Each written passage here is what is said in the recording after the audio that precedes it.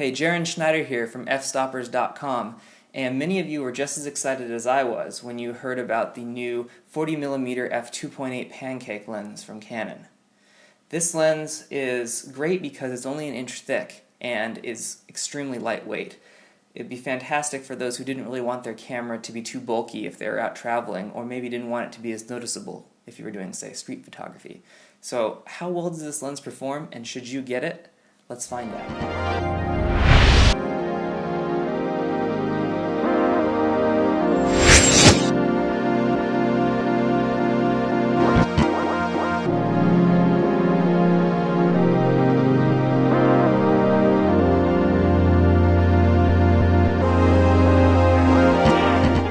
As you can see, this lens is extremely thin, and that is a huge selling point. I mean, it is about as thick as the width of my thumb.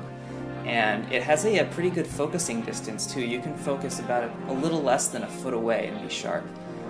I tested the 40mm Pancake lens on a 5D, a 7D, and the Canon T4i. You can see in the shots that I did in studio with it on both the T4i and the Canon 5D Mark III that the details are there. I shot this at f7.1 and f9, and in both cases it's sharp. Right now on the left you can see the T4i, and we move it over and the details there.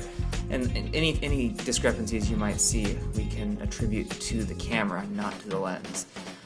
So at certain apertures the lens is quite sharp, and that was great.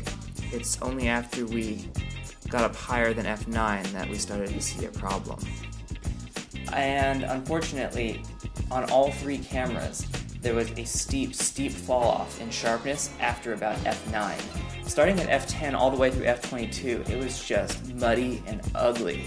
And you can kind of see right here how bad it gets as we move past f9. I was not expecting the drop off that I saw after f9. It went from being more than acceptable to downright awful, and by the time we got to f22, the details were just all mushed together. One of the major selling points of this lens was specifically with use with the Canon T4i, and that's because of the STM motor in this, and the STM stands for a stepping motor. It's a different type of motor than you'll find in, say, an L-series glass lens, and what it does is it's supposed to reduce the sound you'll get when it's focusing during video. Now this would only be important if you're trying to shoot and use out-of-camera sound, or if you, let's say, had a boom mic attached to your camera, you don't want to hear the motor running.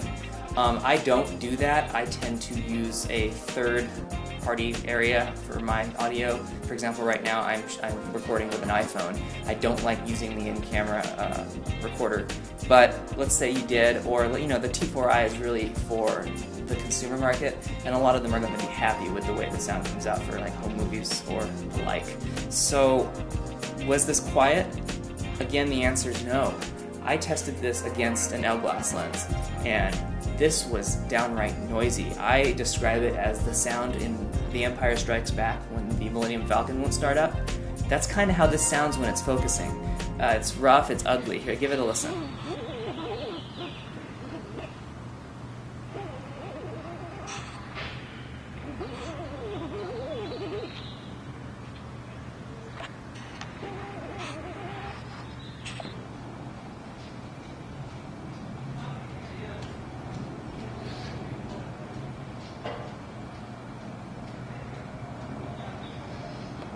At autofocus or manual focus, it's still pretty bad. I was not happy with that at all. But for me, if that was the only problem, I would still recommend the lens, because I personally never really shoot in a way that would make a difference. I always strip the audio out later. If you have a T4i or are planning on getting one of the things that they put a lot of emphasis on is the follow focus that this has. It has full-time auto. So using the touch screen on the T4i, you can select an area of the screen, and as you move the camera forward, back, or around, the focus will stay where you've touched, and it will kind of track it and follow it and keep it in focus. Inside, where I was kind of just focusing on furniture and moving around, this worked pretty well. But when I took it into a real-world situation where, let's say I was following a friend of mine outside, and I wanted to make sure that they stayed in focus as we were walking somewhere, or just, is nice at least, tried to stay in focus, it really started to struggle. As I was following her around, if her head was not towards me, like her face was facing away, this would not follow her. It had a very difficult time with the back of someone's head, and that's forgivable. But the problem is when I move up in front and I can see her face, it wasn't working out so well. The camera would have a hard time, and it was slow. If it did focus on her, it took a long time and often would look like it was a bit confused as to where she was in reference to the camera, something that autofocus should be very good at. Even when I remained stationary and set the camera to not move while she did, I had her move towards the camera and away from it. Both instances, this lens had a hard time figuring out where she was and how to focus on her. If you are going to be traveling a lot and you want a camera that's going to be small, compact, and get what you need done, but you don't want to go for a mirrorless just because you're invested in Canon and they don't have a mirrorless yet, this is actually not a bad option. Look how small this is in comparison to just the body of the 5D. It's huge compared to this. This is nice, small, compact, lightweight. This has a lens and the body together. The body here, I feel, weighs more than this whole package. So for lightweight portability, this lens is fantastic, especially when it's designed to go with the T4i. There are other lenses out there that will do a better job than this one, especially if you're shooting on a 5D or 7D. At that point, why do you really need this compact lens? You can get lenses that are pretty compact. For example, this 35mm Tokina is pretty small. It works great. It won't work on a 5D, unfortunately, because it's for crop sensors only, but if you've got a 7D, this is pretty small, it's lightweight, it works well. 35mm is pretty close to 40. This is only $300.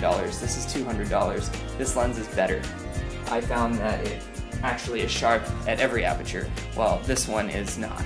So if you're planning on getting a T4i, again, yeah, go for it. If you already have invested in more expensive bodies from Canon, this lens really isn't worth your money. For the full written review, including high-resolution images of the corners and centers from shots I took at every aperture on the 7D, 5D, and T4i, head on over to fstoppers.com.